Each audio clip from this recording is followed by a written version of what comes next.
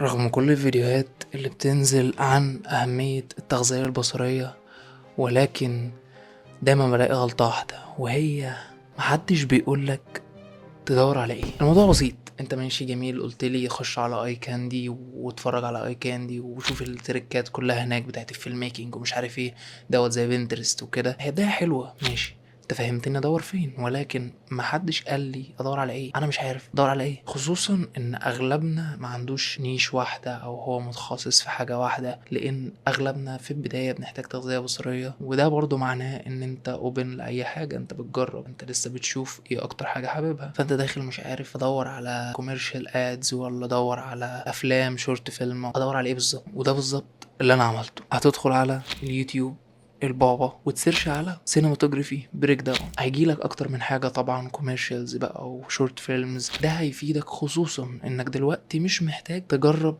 وتغلط، انت اوريدي هتبقى فاهم البروسيس ماشيه ازاي، فنسبه الاخطاء ونسبه الغلطات ونسبه المشاكل اللي هتقابلك هتكون النص. عشان كده هيبقى اسهل عليك ان انت توصل اسرع. ده جزء من التغذيه البصريه، انت عارف انت رايح فين فانت هتوصل اسرع. لكن في البدايه احنا ما كناش عارفين احنا بنحاول نعمل ايه بالظبط، احنا مش عارفين ايه الوجهه، فطبعا خدنا طريق اطول ان احنا ما كناش متاكدين. لكن انت دلوقتي تقدر تدور وتشوف وتكتشف هم ليه اختاروا الكادرات دي، خصوصا في الافلام. لو انت حابب المجال بتاع الفيلم ميكنج اكتر فانت هتشوف بريك داونز اكتر للافلام، وهتفهم ليه استخدموا الاضاءه بالشكل دوت وليه خدوا الكادر دوت، وهتفهم كويس ان الموضوع كله تغذيه بصريه. فانت ابحث زي ما قلت لك وشوف اكتر جنرا انت حاببها واكتب لي في الكومنتات.